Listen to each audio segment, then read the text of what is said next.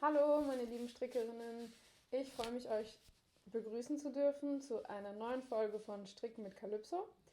Heute ist ein schöner sonniger Tag. Der Herbst bahnt sich langsam an und ich werde bald meine Pullover wieder von oben nach unten räumen in den Kleiderschrank und die Sommertops wieder ganz nach oben, sodass die warmen Sachen wieder auf Augenhöhe sind.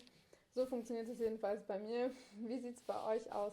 Wie geht es euch? Ich freue mich, wieder eine Folge für euch zu drehen. Heute ist es ein bisschen laut draußen. Da geht eine Party. Ich hoffe, dass ihr das nicht hört. Und ich muss zugeben, meine Stimmung ist im Moment emotional nicht on top. Aber ich freue mich auf jeden Fall, mit euch über meine Leidenschaft des Strickens zu quatschen und denke, dass es auch meine Stimmung erhellen wird und wünsche euch auf jeden Fall ganz viel Spaß. Heute gibt es einiges für euch und es wird auch ein Gewinnspiel geben, an dem ihr teilnehmen könnt. Deswegen bleibt dran. Ich fange erstmal an mit dem, was ich heute trage. Und zwar ist es ein Top, das ich mal improvisiert habe vor sehr vielen Jahren. Ich weiß nicht mehr ganz genau wann.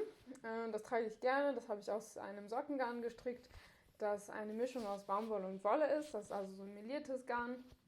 Und ich habe einfach ein Musterbuch genommen und mir ein Muster ausgesucht, das mir gefallen hat. Und ja, darauf losgestrickt, wie ich das so oft mache. Ja, ich hatte aber dann noch so viel von diesem Garn übrig, dass ich mir noch ein komplettes Outfit gestrickt habe. Ich füge euch hier mal ein Foto ein. Dieses Outfit ist nochmal ein Top, was etwas anders ist als das hier und ein passender Rock dazu.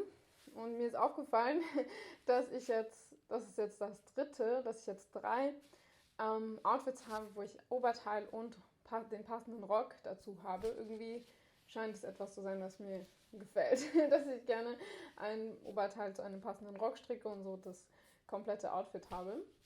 Warum nicht? Und genau, also ich füge euch hier ein Foto ein von diesem anderen Outfit, das ich auch aus diesem Garn gestrickt habe. Das war also das erste, was ich gestrickt habe aus diesem Garn und danach folgte dieses Ensemble von Top und Rock. Die Fotos sind auch schon vielleicht 2 Jahre alt oder so. Genau, also wenn wir schon beim Thema Rock sind, ich hatte euch letztes Mal meinen Rock gezeigt, den ich angefangen hatte, passend zu diesem Pullover, dem Emily Pullover, den ihr jetzt schon gut kennt bestimmt. Und ja, der Rock ist fertig. Ich freue mich sehr. Ich habe ihn auch schon gewaschen und gespannt. Ich hatte ihn vorher anprobiert und ein kurzes Video gedreht, das ich euch hier gleich einfüge. Aber ich kann euch schon mal sagen, dass er gut passt. Er ist nicht durchsichtig, wie es ein bisschen meine Befürchtung war, dass er vielleicht zu eng anliegt und man dann durchgucken kann. Das ist aber zum Glück nicht der Fall. Er ist also eng anliegend, nicht wie der alte Rock, den ich vorher hatte. Und ja, etwas länger und geht auch kurz bis unter den Bauchnabel. Und man sieht hier diese Gürtelkonstruktion, von der ich euch erzählt hatte, dass man den Gürtel hier durchsteckt. Also hier läuft dann jetzt der Gürtel lang. Und genau, wenn ich ihn jetzt hier zumache, so, dann kann ich ihn hier reinstecken. Natürlich rutscht der Rock jetzt, weil ich den nicht am Körper trage. So, und dann liegt hier vorne die Schlaufe so. Schlaufe, die Gürtel, das hier. Bei dem Gürtel liegt dann hier so oben drauf auf. Und ja, also es ist ein sehr schöner Rock geworden. Das Outfit sieht gut aus. Also meine Befürchtung, dass man die Doppelmaschen sieht, an den Stellen, an denen man sie zusammenstrickt, von den verkürzten Reihen, die ich ja um den Po herum gemacht hatte. Also die Befürchtung, dass man die sieht, hat sich ein bisschen gelegt, denn der Pullover ist lang genug, dass es darüber liegt, bis hier ungefähr. Und außerdem macht das Spannen und Waschen und Spannen schon sehr viel aus. Das heißt, dass jetzt die Maschen alle schön gleichmäßig aussehen. Und ja, ich bin also sehr zufrieden mit meinem schönen Rock. Und man sieht ja auch hier, dass hinten länger ist als vorne. Und das entsteht, also diese Kurve hier vorne, die man sieht, die entsteht eben durch die verkürzten Reihen. Genau, das war's zu diesem Rock. Und ja, ich hoffe, das kurze Video hat euch jetzt gefallen. das hier läuft und oder gelaufen ist, je nachdem. Und dann kann ich auch schon zum nächsten Teil rübergehen. Ich stricke gerade 2 Projekte. Eins davon zeige ich euch jetzt. Und das ist der Pullover Dana aus diesem Buch. Das ist das Buch Cherish von Marie Wallin. Und die jetzt schon länger zuschauen, bei mir wissen, dass ich ein totaler Fan bin von Marie Wallin. Und ich stricke aktuell ihr Design Dana, diesen Pullover hier. Ja, es macht auch ordentlich Spaß. Hier sind die ganzen Farben. So. Ein Fehler ist mir aber aufgefallen.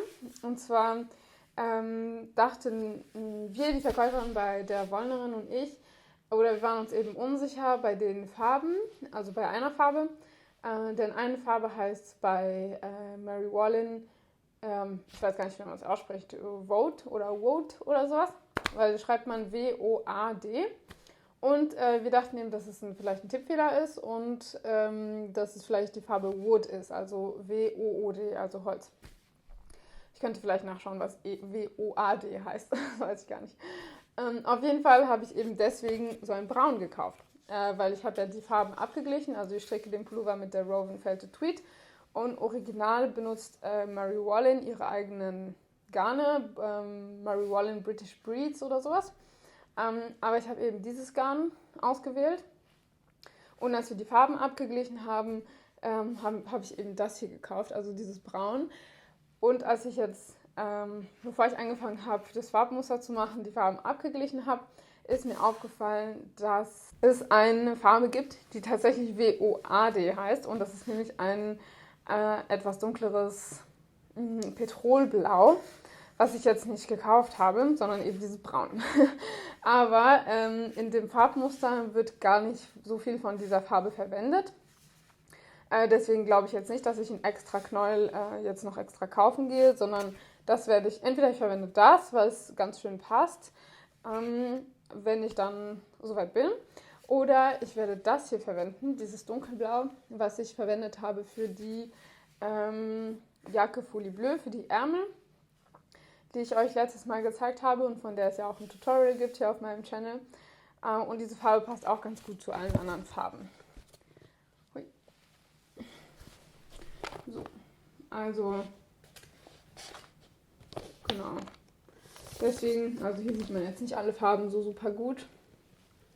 Ja, ist nicht so schlimm, dass ich mich jetzt geirrt habe in der Farbe. Und ich benutze jetzt wahrscheinlich dieses Dunkelblau. Es ist nicht ganz Petrol, sondern einfach Dunkelblau, aber die Farben passen trotzdem alle gut zusammen. Wenn ich dann eben soweit bin, im Muster werde ich dann abwägen, ob ich eben dieses Braun oder Blau verwende. Weil ich denke, dass beides schön passen würde. Aber die Hauptfarbe ist ja dieses Türkisblau und da passt dieses Dunkelblau schon besser dazu. Also tendiere ich im Moment eher zu diesem Dunkelblau. Hier bin ich gerade. Also das ist der Körper. Man strickt den Pullover von unten nach oben. Und ich bin jetzt angekommen vor der Spaltung oder vor dem Trennen von Ärmel und Körper. Das heißt, ich habe hier jetzt schon einen Teil vereil gestrickt. Da könnt ihr die tollen Farben und das tolle Muster sehen. So. Ich bin sehr zufrieden damit, es macht Spaß. Also Vereilstricken macht mich persönlich ein bisschen süchtig. Wenn ich dann vor dem Schlafen noch stricke, will ich immer mindestens einen Abschnitt an Farben, der vielleicht in diesem Fall 3 oder 4 Runden geht, will ich das immer fertig stricken. Ich kann nicht in der Mitte aufhören. Und das macht also super viel Spaß und das Ergebnis gefällt mir jetzt ganz gut. Ich glaube auch von der Größe wird es passen, weil ich hatte erst die Größe M angeschlagen und dann doch das aufgezogen und Größe S stricke ich gerade. Ich habe 2 Veränderungen gemacht oder beziehungsweise es gab ein paar Details, mit denen ich nicht so zufrieden war in der Anleitung, wo ich mir gedacht habe, ja, weil ich schreibe ja selber auch Anleitungen und ein paar von euch kennen ja auch meine Designs, die ihr auf meinem Ravelry findet.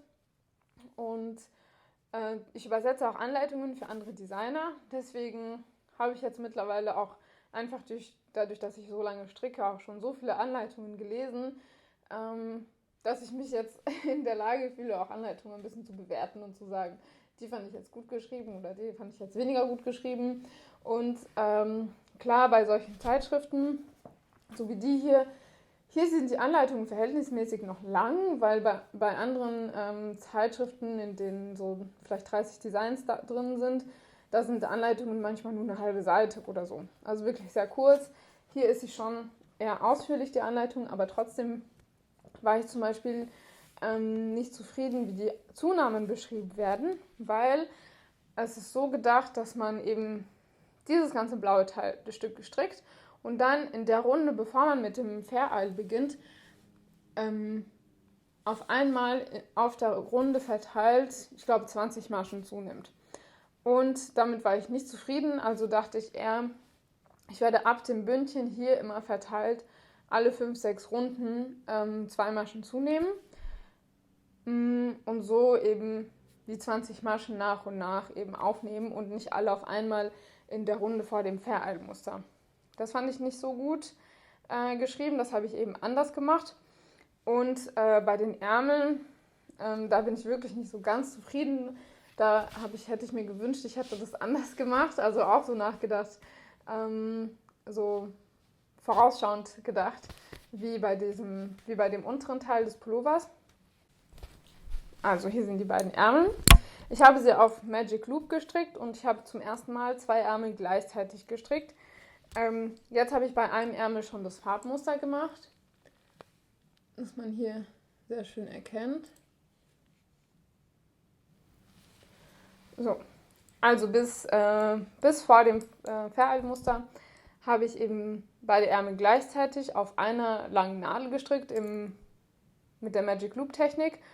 Und also Magic Loop Technik habe ich schon oft gemacht, aber ich habe noch nie 2 Socken gleichzeitig oder 2 Ärmel gleichzeitig auf dem Magic Loop gestrickt gehabt. Und ja, es hat so seine Vor- und Nachteile, weil ich finde, dass man da nicht so in den Flow kommt. Also ich konnte da einfach nicht so schnell stricken, wie ich normalerweise stricke, wenn ich einfach nur glatt rechts in der Runde stricke. Deswegen, ja, hat so seine Vor- und Nachteile, wird sich jetzt nicht zum neuen Standard bei mir etablieren, würde ich mal sagen, sondern ja, ist nützlich, aber es ist jetzt nicht die beste Technik für mich auf jeden Fall. Und was ich auch nicht so gut eben beschrieben fand, waren auch die Zunahmen. Denn bei Ärmel ist es ja normalerweise so, dass man, wenn man sie von unten nach oben strickt, also vom Bündchen zur Schulter hin, dann muss man natürlich zunehmen und umgekehrt abnehmen. Und normalerweise nimmt man immer 2 Maschen zu oder ab unter dem Arm, also hier unten lang.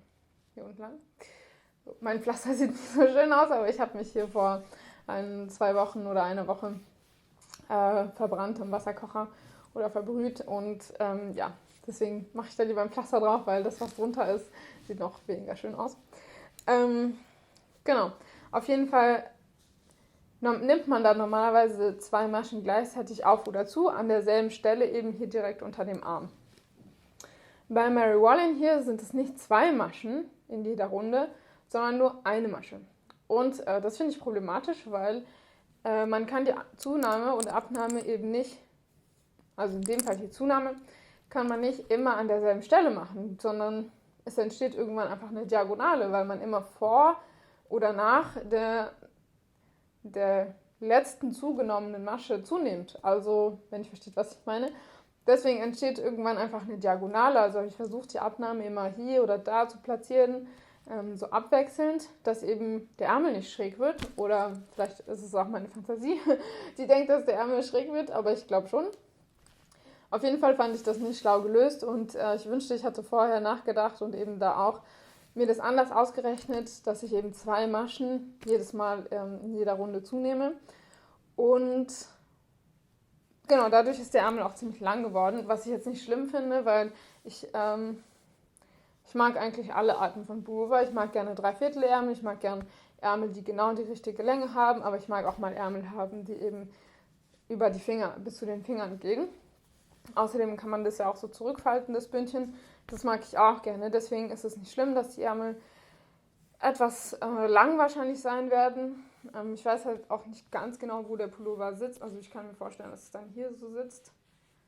Kommt drauf an, wie tief eben die Rundpasse ist. Das kann ich ja so nicht wirklich abschätzen. Auf jeden Fall war ich da eben nicht so zufrieden mit dem, wie die Zunahmen für die Ärmel da beschrieben waren. Deswegen rate ich euch, wenn ihr das nachstricken wollt, es euch selber einfach auszurechnen, so wie es, damit ihr eben 2 Maschen immer in jeder Runde zunehmend gleichzeitig. Da bin ich also gerade mit meinem Pullover von Mary Wallin. Das Muster macht also wirklich großen Spaß zu stricken. Die Farben sind super, super schön. Und den Körper, da habe ich die Maschen auf diesem Gummi hier stillgelegt, der wirklich super praktisch ist. Kann ich euch wirklich empfehlen, um Maschen stillzulegen, denn man steckt einfach das Gummi auf die Nadelspitze vorne drauf und zieht die Maschen dann rüber und umgekehrt wieder zurück. Das ist wirklich eine praktische Anschaffung, die auch wirklich nicht so teuer ist und einem ein bisschen das Leben einfacher macht, das Strickleben einfacher macht. Hier bin ich also bei den Ärmeln. Ja, also am zweiten fehlt mir jetzt noch das Teil mit dem Collarwork und danach kann ich alle 3 Teile zusammenfügen, um die Rundpasse zu stricken. Und das ist natürlich der Teil, der dann am meisten Spaß macht und auf den ich mich dann auch sehr, sehr freue. Ja, dann habe ich noch ein fertiges Projekt für euch. Und zwar ist es meine Mütze, die passend zu dem Pullover ist, der hier oben hängt, den ich euch letztes oder vorletztes Mal vorgestellt hatte. Und zwar habe ich das Garn für diese Mütze eben selber gesponnen. Das ist Merino und Seide, eine Mischung. Ja, über die Konstruktion hatte ich euch letztes Mal schon erzählt. Deswegen werde ich mich an dieser Stelle nicht wiederholen. Und ich habe also ein ziemlich langes Bündchen gemacht zum Schluss und die Maschen italienisch abgekettet.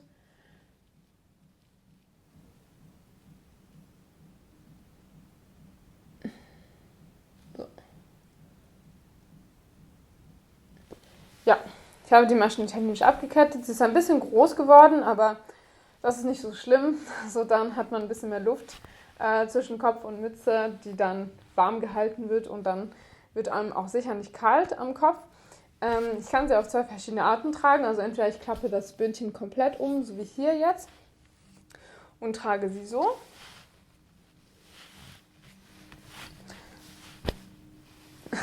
So, oder ich trage sie ein bisschen mehr Beanie-Style, indem ich das Bündchen eben nur zur Hälfte umklappe und dann je nach Stimmung oder Outfit kann man die Mütze dann hier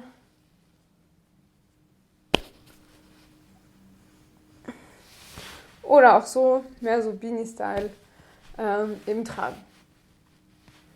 So. Genau, also mit der bin ich wirklich zufrieden.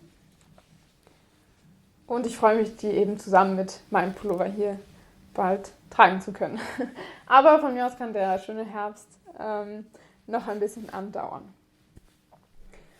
Ja, und als nächstes hatte ich noch ein Projekt, was ich gerade stricke. Und zwar ist es der Pullover aus der Gotlandwolle, den ich euch letztes Mal vorgestellt habe.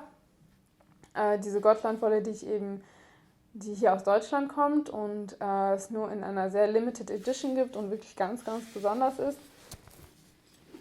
Hier zeige ich euch die aufgewickelten Knäuel. Das ist dieses wunderschöne Garn. Und letztes Mal hatte ich gerade erst das Bündchen gestrickt, also den Pullover angeschlagen, das Bündchen gestrickt und so, schaut mal, wie weit ich gekommen bin. Ich glaube, es fehlt gar nicht mehr so viel. Was ich jetzt gemacht habe, hier ist also der Körper und ich habe unten ein Bündchen gemacht, was sich so einrollt und danach habe ich im Rippenmuster gestrickt. So. Ich versuche es.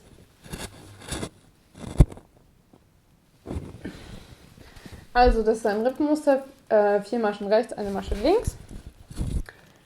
Da habe ich eine ganze Weile einfach in der Runde gestrickt bis zu den Armausschnitten.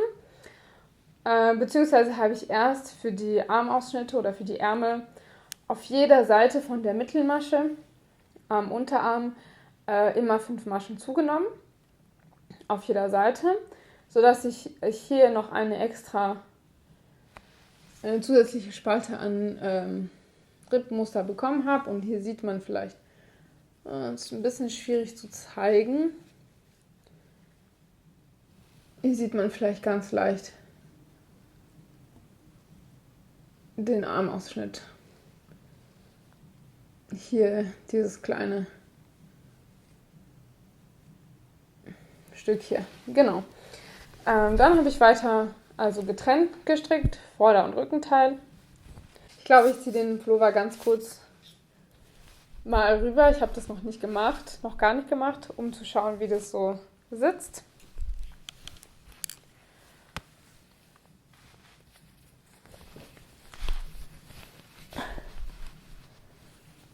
So. Also, passt auf jeden Fall. Wird lang genug sein. Hier sind die Armausschnitte. So. Ja, perfekt. Also hier kommen dann hier verkürzte rein, um den Halsausschnitt dann zu formen. Ja.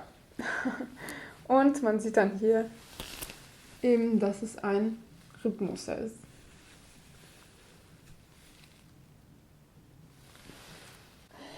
Das wird jetzt, glaube ich, also noch ziemlich schnell gehen, denn mir fehlen dann nur noch die verkürzten Reihen für den Halsausschnitt und dann werde ich die Ärmel einfach direkt hier am Pullover, die Maschen für die Ärmel direkt hier am Pullover aufnehmen und die Ärmel runterstricken.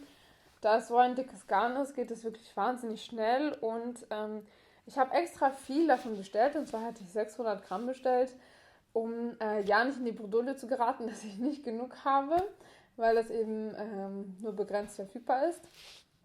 Und ich habe gerade noch 300 Gramm übrig. Das heißt, und das hier noch, also es werden bestimmt 200 Gramm übrig bleiben. Und da es so ein rustikales, besonderes Garn ist, will ich schon was Besonderes auch damit stricken.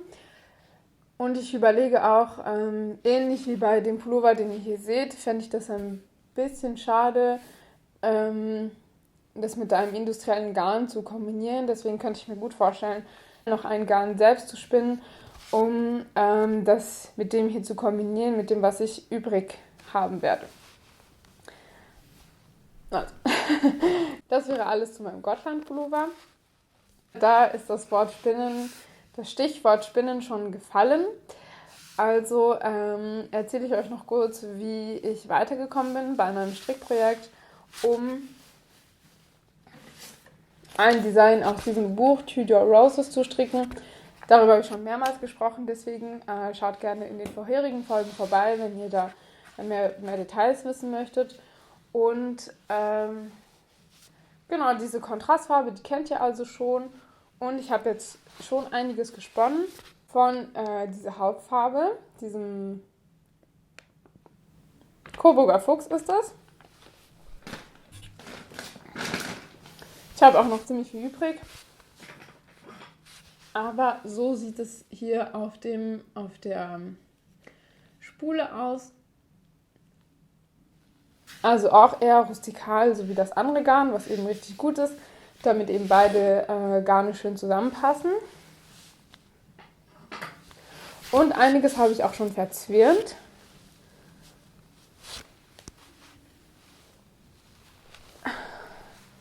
Tada! Es sind bestimmt 200 Gramm, die ich hier schon verzwirnt habe. Und ich bin zufrieden mit dem Ergebnis. Also ich muss sagen, Zwirnen finde ich ehrlich gesagt fast schwieriger als Spinnen. Tatsächlich.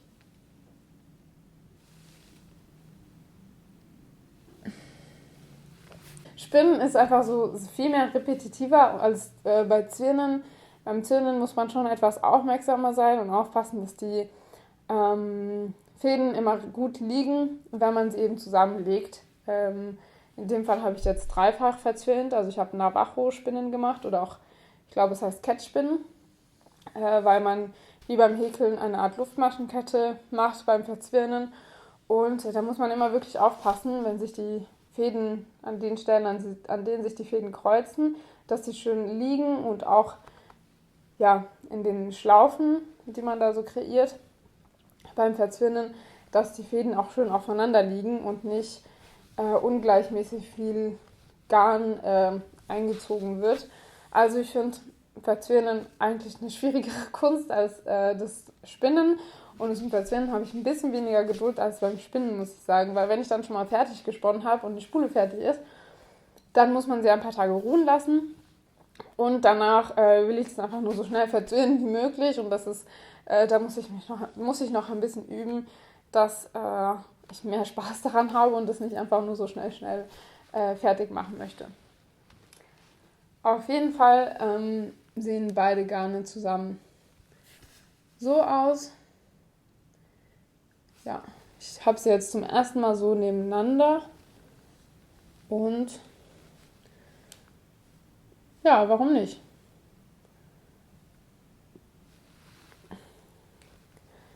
Also das Weiße ist noch nicht gewaschen. Das wird bestimmt dann noch aufblühen und schöner werden, wenn das gewaschen ist. Schließlich habe ich euch noch ein Buch vorzustellen. Und zwar lebt eine Freundin von mir zur Hälfte in New York und zur Hälfte in Deutschland. Und viele Strickbücher, die mich interessieren, sind auf Englisch. Die sind dann auch nicht immer so leicht zu kriegen. Und manchmal sind es auch Bücher, die nicht neu aufgelegt wurden, weil es alte Bücher sind und deswegen eigentlich ursprünglich nicht so teuer waren, aber da sie eben schwer zu bekommen sind, dann plötzlich mehrere 100 € kosten oder mehr als 100 € im deutschen Amazon, um es jetzt mal beim Namen zu nennen, auch wenn ich jetzt nicht ein Fan davon bin, regelmäßig bei Amazon zu kaufen. Aber ja, einfach, es gibt Sachen, die man da findet und sonst einfach nirgends. Auf jeden Fall habe ich dieses eine Buch in einem, ich weiß nicht mehr von bei wem, wer das Buch erwähnt hat. Ich glaube, ich habe ein Interview geguckt von Shirley Payton. Es kann sein bei Fruity Knitting oder in einem anderen, bei jemand anderem. Und Shirley Payton hat wirklich tolle Bücher geschrieben.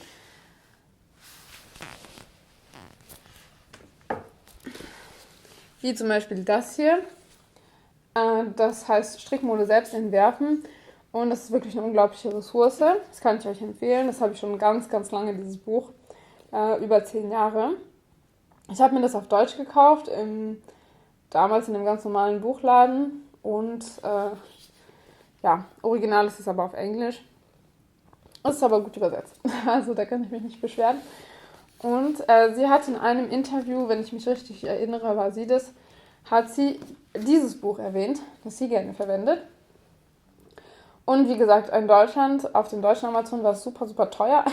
Deswegen habe ich meine Freundin gefragt, die eben viele Monate des Jahres immer in New York ist, gefragt, ob sie das bekommen könnte dort für einen normalen Preis. Und hat sie dann tatsächlich auch für $18. Es ist gebraucht, aber sehr, sehr gut im Zustand, also wie neu eigentlich. Ich habe noch gar nicht wirklich drin geblättert oder nur einmal schnell so gemacht. Deswegen kann ich euch jetzt noch nicht ganz so viel dazu sagen. Vielleicht werde ich das nächste Mal nochmal erwähnen und euch eine Review ein bisschen dazu machen. Auf jeden Fall heißt das Buch Sweater Design in Plain English. Also Pullover Design in einfachem Englisch. Und das Buch ist von Maggie Righetti. Also der Nachname ist ja eigentlich italienisch. Wahrscheinlich ist ihre Familie in die USA mal ausgewandert. Und genau, ich habe noch nicht mal hinten gelesen, was draufsteht. Aber dieses Buch hatte eben Shirley Payton empfohlen. Deswegen ja, wollte ich mir das gerne anschaffen. Und das sind auf jeden Fall sehr, sehr viele Schemata drin. Und ganz viel Mathe, worauf ich mich sehr freue. Verkürzte Reihen, also wirklich interessant. Ich bin sehr, sehr gespannt. Das ist eine neue Anschaffung, beziehungsweise habe ich das geschenkt bekommen von meiner Freundin. Das war es also für heute, was ich euch gerne alles zeigen wollte. Und schließlich kommen wir zum Gewinnspiel. Und zwar für die, die mir jetzt schon seit ein paar Monaten folgen, kennen bestimmt dieses Set. Winterblume heißt es. Das ist diese Mütze mit diesem Kragen. Und es gibt auch noch ein männliches oder einfach ein etwas größeres Set mit einem etwas anderen Muster, das Wintergarten heißt. Diese 4 Designs könnt ihr in meinem Ravelry finden. Und ich würde euch gerne eure Spenden zurückgeben, denn einige unter euch haben mir in letzter Zeit etwas gespendet über meinen PayPal-Link oder über meinen Ko-fi-Link. Und das würde ich euch gerne zurückgeben, indem ich Garn verlose, um eins dieser Sets zu stricken. Das bedeutet, um teilzunehmen, wird das Garn verlost unter den Personen, die entweder die Anleitung für die Mütze Winterblume oder die Anleitung für die Mütze Wintergarten kaufen. Ich schließe also den Kauf von den Anleitungen für den Kragen schließe ich aus. Ihr könnt sie natürlich gerne kaufen, aber um teilzunehmen am Gewinnspiel, zählt eben nur die Anleitungen von der Mütze Wintergarten und Winterblume. Das heißt, ich würde euch bitten, um teilzunehmen, mir einen Kommentar unter diesem Video zu hinterlassen und zu schreiben: Hallo, ich würde gerne teilnehmen und ich mache mich jetzt auf den Weg in deinen Ravelry Shop, um mir die Anleitung zu kaufen von Winterblume oder Wintergarten und würde mich freuen, das Garn dafür zu gewinnen. Das Garn wird also ausreichen, um beide Teile zu stricken. Deswegen ist es euch überlassen, ob ihr jetzt die Anleitung jeweils für beides kauft oder nur für die Mütze. Das heißt, überlasse ich euch. Aber das Garn, das ich verlose, also an eine Person, wird auf jeden Fall für beides reichen. Genau, die Teilnahme ist also sehr, sehr einfach. Schreibt mir einfach einen Kommentar unter das Video, damit ich euch identifizieren kann, leichter. Und dann könnt ihr auch den Link finden in der Infobox zu Wintergarten und Winterblume, zu den Mützen, und euch dort das Design kaufen. Dann kann ich auch euch auch identifizieren über Ravelry. Die Teilnahme ist also dann möglich bis zum 1. November, also einschließlich 1. November bis Mitternacht, sagen wir mal. Das heißt, wenn ihr bis dahin entweder die Anleitung für Wintergarten für die Mütze oder für die Mütze von Winterblume gekauft habt, dann seid ihr dabei bei der Teilnahme am Gewinnspiel. Warum 1. November? Weil dann mein Channel 1 Jahr alt wird und das möchte ich natürlich feiern mit euch zusammen. Deswegen möchte ich euch das eben zurückgeben und ich veranstalte das auch jetzt, denn ich hatte vor kurzem Geburtstag und möchte euch und mir dann auch gleichzeitig eine Freude machen, indem ich das organisiere. Und ich freue mich natürlich, wenn viele von euch teilnehmen und viele von euch in meinen Ravelry Shop gucken und sich das überlegen. Ich kann euch das nur warm ans Herz legen, weil es natürlich auch ein tolles Weihnachtsgeschenk sein kann, dieses Design, also Mütze und Kragen zu stricken. Genau, denn jetzt fängt jetzt auch die Strickzeit für die Weihnachtsgeschenke an und das ist wirklich eine tolle Option, die ich euch ans Herz legen möchte. Ich bin also fertig für dieses Video und ich freue mich, wenn ihr zugeschaut habt bis hierhin. Ich lade euch ein, meinen Channel zu abonnieren.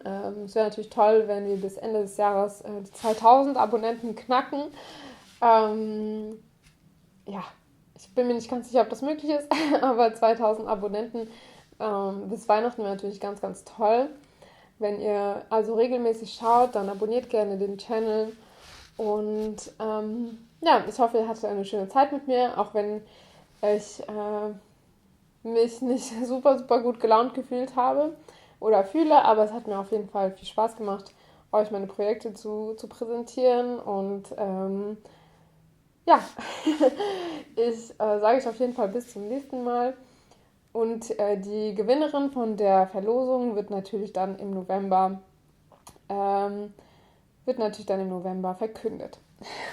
Ich würde dann das Garn direkt an euch, also an die Gewinnerin nach Hause schicken. Das heißt, nicht nur das Garn würde dann auf mich gehen, sondern dann auch die Podcast-Kosten. Deshalb habe ich das Garn jetzt auch nicht hierher bestellt zu mir, denn ich würde es dann direkt zu der Gewinnerin nach Hause schicken lassen, damit um die Umwelt zu schonen und auch um meinen Geldbeutel zu schonen. So, sage ich euch bis zum nächsten Mal.